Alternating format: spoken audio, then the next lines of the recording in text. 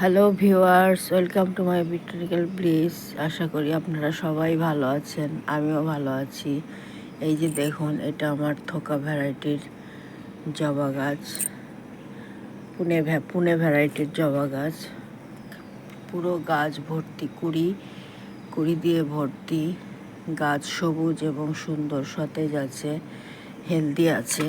আপনারা যদি গাছের মাটি এইভাবে তৈরি করেন, আমি যেভাবে তৈরি করেছি, 50% বাগানের মাটি, 30% গোবর সার, 20% কোকোপিট দিয়ে এইভাবে গাছ তৈরি করলে, মানে গাছের মাটি তৈরি করলে গাছ সুন্দর এবং সতেজ থাকে, হেলদি থাকে।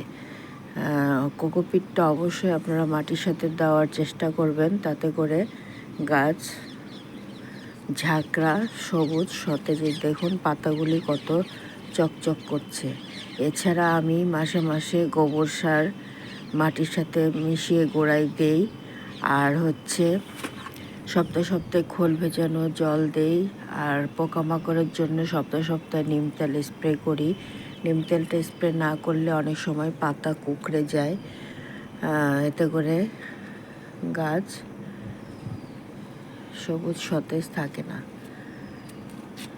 সপ্তাহে সপ্তাহে একটা নিম তেল অথবা ফাঙ্গিসাইড স্প্রে করে দিলে গাছে পোকামাকড়ের আক্রমণ হয় না, পিঁপড়ের আক্রমণ হয় না।